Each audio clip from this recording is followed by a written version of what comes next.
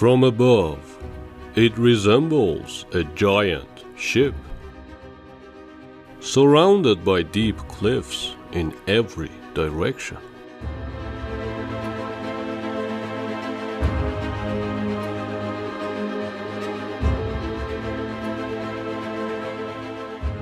"1800 years ago, people of this area were dealing with a serious security issue: brigandage. Bandits often raided on the villages, stealing months of work. As a result, people began building their homes on this geological ship. There was only one way in and out of the town, through this gate. Exiting via any other ways was an exit straight into the heavens. This movable path was closed at night by the town security, closing the only available entrance into the town, and now everyone could put their heads down as they never did before. And now the question was, how to fit 400 families in such a confined space? The answer?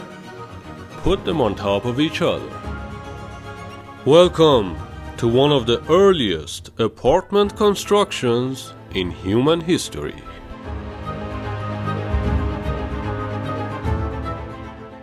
Today, I'll be taking you inside this fascinating town and showing you some of the major structures.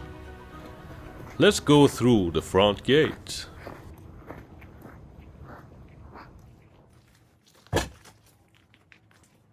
So, with the technologies of the time, do you think building a 5-story structure was even possible? In the modern world, they use concrete and iron as the foundation of almost every structure. That way you can build as many stories as you want. But if you're using mud and stones only, then your structure becomes vulnerable to damage, specifically by earthquakes. You can see how thick the foundation of this structure is. Look at the length of the walls. It's about 1.5 meters long. And that's the only way you can build a 4-story structure with mud bricks.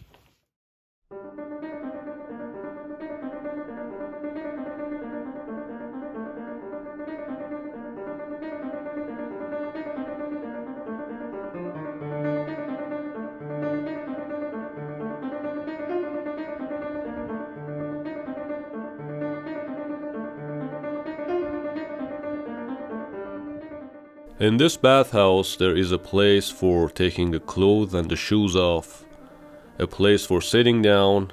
Also, there was usually someone who would help people wash their bodies if they asked for it. This bathhouse is relatively small compared to some other ones we have seen in Iran.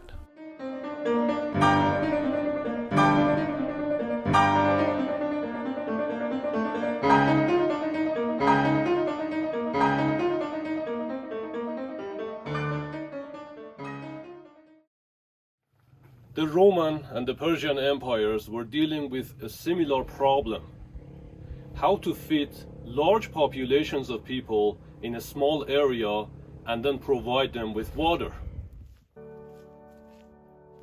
The majority of the residential units were from the 2nd floor and up, and I'm gonna randomly walk into one of them.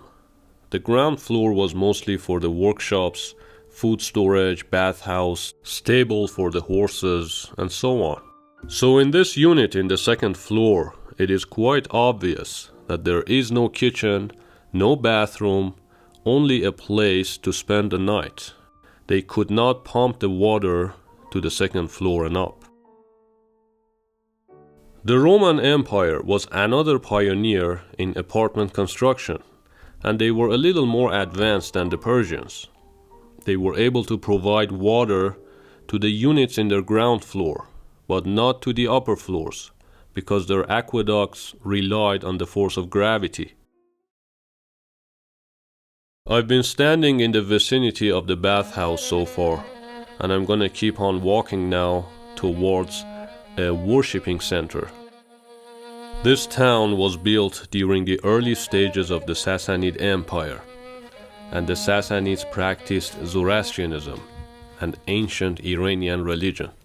So obviously, the worshipping center was originally a fireplace or a fire temple. After Islam arrived to Persia, this fire temple was turned into a mosque. So we were advised not to go inside the mosque due to the possibility of collapse. And obviously I have listened.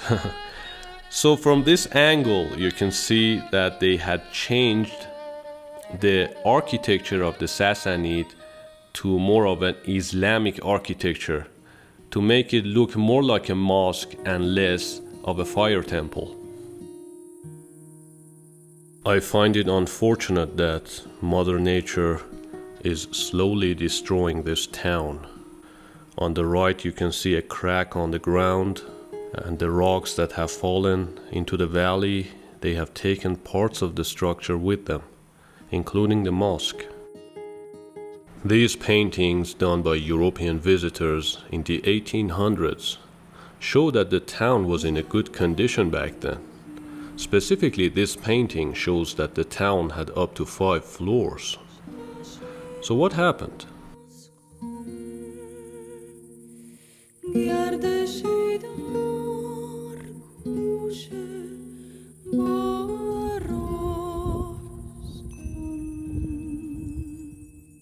Moving forward towards the tip of the ship, there was an unexpected structure. This town had a tiny little library. This library was destroyed in 1743 by one of the Shahs of Iran named Nader Shah. And the story is funny. Nader Shah and his soldiers were passing by and they spent the night in this town. The town's chief was Muhammad Said, and he took good care of Nader Shah. Said had a brother named Ghulam, who was a little dark-skinned, and Nader Shah mistook him for a servant or a slave, and Ghulam was completely displeased.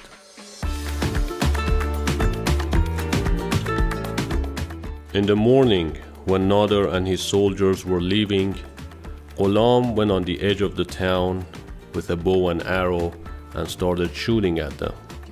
And one of the arrows landed on one of the soldiers and slightly injured him.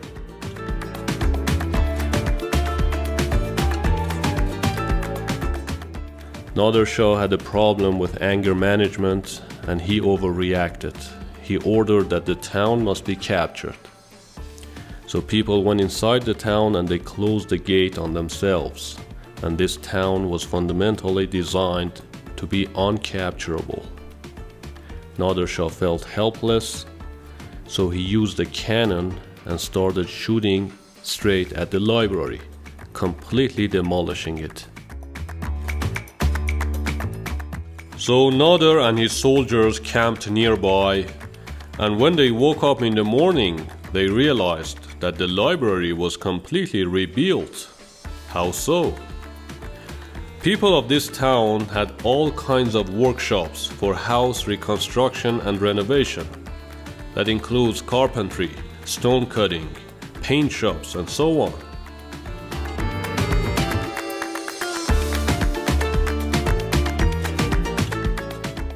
Nader was so amazed by the speed of work that he went to the front gate and publicly apologized for not being able to control his anger.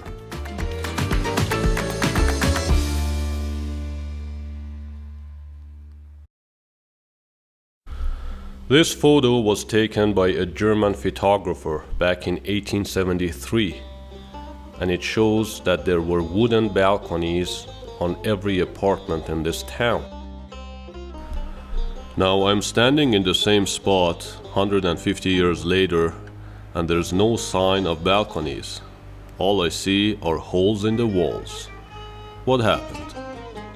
An old man in the town revealed to me that As people were abandoning the town, they were also taking the woods with them to use them in their new homes. There was no organization back then in Iran to protect ancient structures.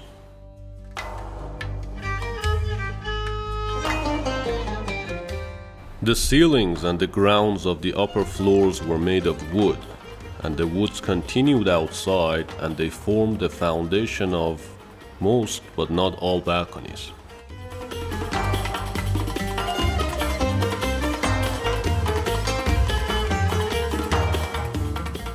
Looking at the bottom of this reconstructed model, you can see holes, or better to say, man-made caves. And today, they have been covered with rocks after several structural collapses. So what were they? The best evidence we have today comes from a man named Ibn Battuta. He was a Moroccan traveler, and some people consider him the Islamic version of Marco Polo.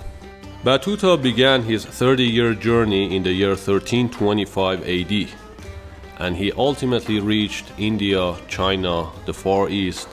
But along the way, he had a stop in Iran, right by this town, and he wrote in his diaries that these man-made caves were a place for marketing, business, constant exchange of materials were taking place.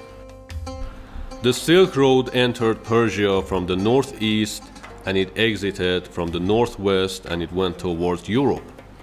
But there was this southern portion of the road which supplied the southern cities, and it passed right by this town. So caravans were constantly moving back and forth, exchanging materials with the people of this town. That's our town on the right, and on the left you can see the farmlands. The farmlands stretch for several kilometers and they reach a dam. This ancient dam was built by the Sassanid Empire in the year 300 AD.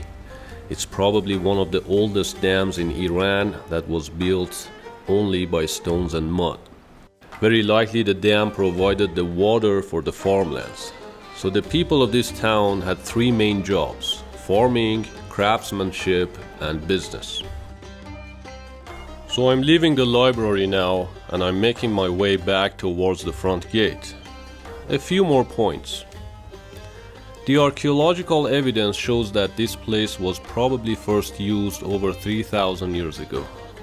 But 1800 years ago was the first time it was turned into apartment buildings. Second point. People of this town could lock themselves up for several weeks and still survive.